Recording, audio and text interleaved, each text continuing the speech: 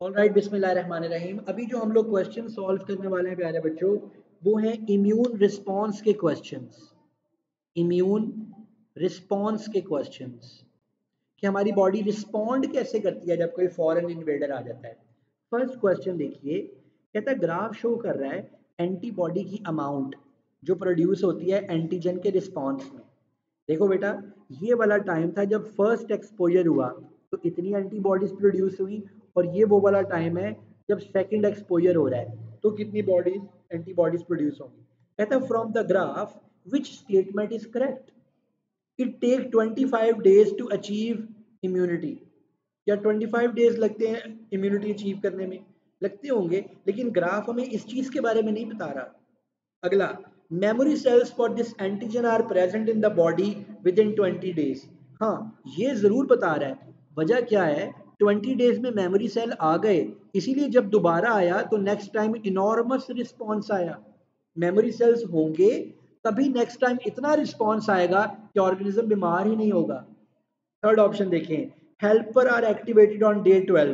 भाई हमें इस ग्राफ से हेल्पर सेल्स का कुछ पता नहीं चल रहा। फिर कहता है second exposure occurred at 25 day.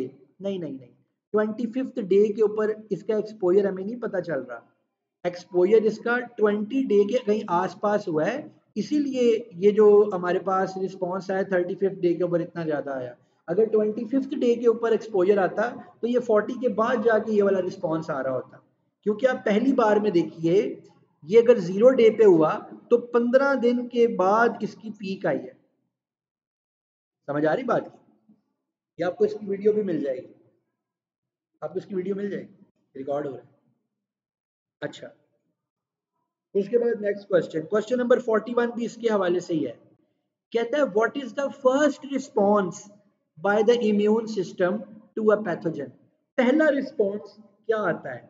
Number 1, injection by lymphocyte. लिख रहा है इंजेक्शन, नहीं भाई, लिम्फोसाइट इंजेक्शन नहीं करता, लिम्फोसाइट तो एंटीबॉडीज मारता है उसको, राइट? तो ये गलत हो गया। फिर कहता है प्रोडक्शन ऑफ एंटीबॉडी। नहीं भाई, प्रोडक्शन ऑफ एंटीबॉडी तो बड़ी देर से होता है। आगे कह रहा है प्रोडक्शन ऑफ एंटीजन। एंटीजन हम नहीं बनाते, एंटीजन तो वो लेके आता है। Injection of pathogen by phagocytes, जैसा मैंने अभी आपको लेक्चर में भी बताया, तो इसीलिए बी आंसर हुआ। समझ आ रही ना आपको? Now logic is developing. Question number 38 भी इसके हवाले से ही है।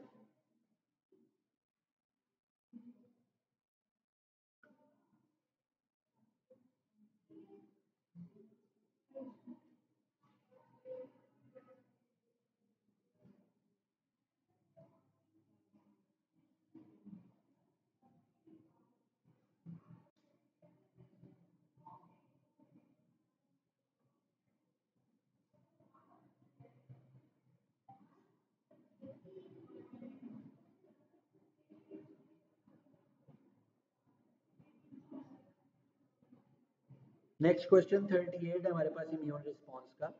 देखिए, कहता है graph shows the primary and secondary responses of the immune system to antigen. एक प्राइमरी और एक सेकेंडरी रिस्पॉन्स शो कर रहा है वो। Concentration of antibodies week after first और सेकेंड एक्सपोजर टू एंटीजन। अब देखो बेटा, आप रूटीन में ग्राफ ऐसा देखते हो ना कि ऐसे बना हुआ होता है और ये पहले रिस्पॉन्स है और बाद में ऐसे रिस्पॉन्स दिखा रहे हैं। यहाँ पर उसने क्या किया है, दिन वही रखे हैं मगर इसको यहाँ से काट के इसको ऐसे बना दिया ऊपर, यानी टाइम ऑफ एक्सपोजर यही वाला है।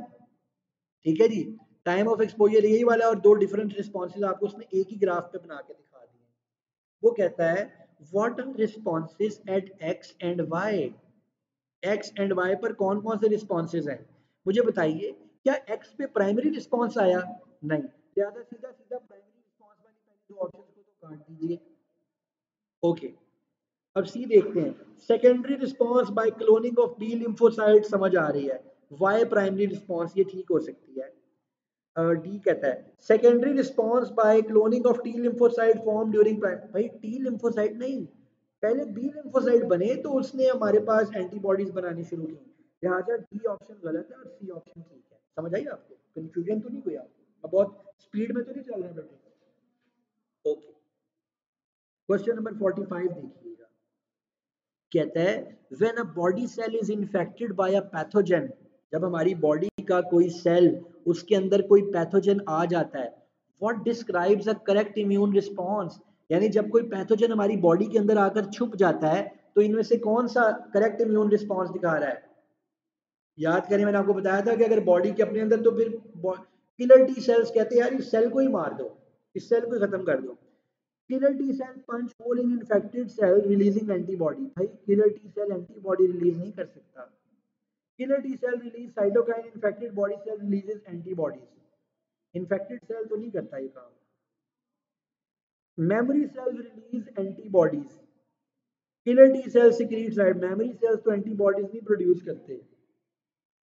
T helper cell release cytokine and plasma cells release antibody। इनमें एक ही ऑप्शन करेक्ट है। हम तो एक्सपेक्ट कर रहे थे कि वो किलर टी लिम्फोसाइट से सेल को ही मरवा देगा आकर, मगर इसमें करेक्ट ऑप्शन एक ही है। हेल्पर टी सेल्स जो है वो साइटोकाइन रिलीज करते हैं और प्लाज्मा सेल्स एंटीबॉडी बनाते हैं उसके रिस्पॉन्स में। या अगर यहाँ पर ये ना लिखा होता और एक और ऑप्शन होती कि killer T cells will kill that body cell, तो हम उसको भी ठीक समझते। बात समझ रहे हैं?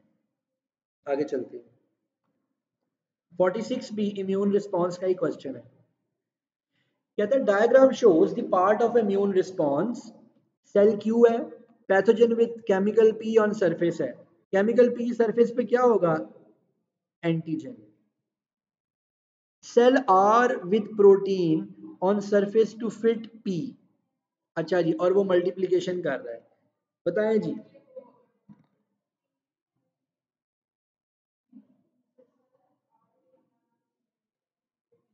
हाँ, एक सेल आर है विद प्रोटीन सरफेस है और फर्दर मल्टीप्लाई करा तो क्या हुआ? B lymphocyte. शाबाश बेटा, ये बी लिम्फोसाइट एक यहाँ सही है और एक यहाँ सही है। आगे देखते हैं, हमारे पास ये क्या है जी? Pathogen with chemical P on the surface, तो ये तो एंटीजन है, तो एंटीजन वाली ऑप्शन तो यही ठीक है, इसका मतलब डी इज द ऑप्शन। और सेल क्यू क्या है? हेल्पर टी सेल है, जो कि हेल्प कर रहा है। किसकी हेल्प कर रहा है? बी लिम्फोसाइट की। कैसे कर रहा है? एंटीजन ला के बी लिम्फोसाइट को दे रहा है कि भाई इसके मुताबिक एंटीबॉडीज बनाओ। राइट, आगे चलते हैं। क्वेश्चन नंबर 48 कहता है N investigation into the immune response. in an investigation a volunteer was exposed to two different antigens, एक X और एक Y. The relative antibody concentration in blood was measured at regular interval for 60 days. The graph shows the time when the volunteer was exposed to each antigen and the antibody concentration against the time for antigen X and Y.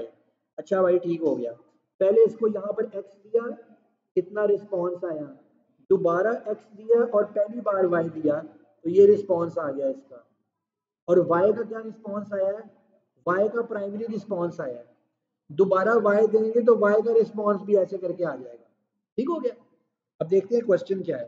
कहता है what is the explanation of the results displayed on the graph. Explanation क्या होगी इसकी? A.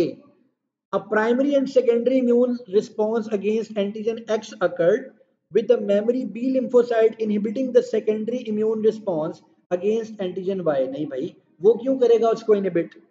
वो तो इसको inhibit नहीं करेगा। दूसरा, a primary immune response to antigen Y occurred and memory B lymphocyte specific to antigen Y enhanced the secondary response। ऐसा नहीं हुआ, ऐसा नहीं हुआ। एक्स वालों के मेमोरी सेल्स ने इसको बढ़ाया है, वाई का कोई मेमोरी सेल अभी नहीं बना। सी को देखते हैं, सी ऑप्शन क्या है? Memory B lymphocyte specific to antigen X enabled a secondary response. Yes, memory वालों ने सेकेंडरी रिस्पांस करवाया, यहां तक बात सही है। Different B lymphocyte were activated for a primary immune response to Y. Yes, अभी तक ये ऑप्शन हमें ठीक लग रही है, जब तक डी गलत साबित नहीं हो जाएगी हम इसको सही मानेंगे। Plasma cells remaining for the first exposure undergo rapid clonal selection to produce high level of antibody against X and lower नहीं, प्लाज्मा सेल स्पेसिफिक होता है। जो X के अगेंस्ट बना रहा होगा वो अलग होगा, जो Y के अगेंस्ट बना रहा होगा वो अलग होगा, लिहाजा ये ऑप्शन भी गलत होगा। समझ आ रही बेटे आपको? आगे चलते हैं। Question number 64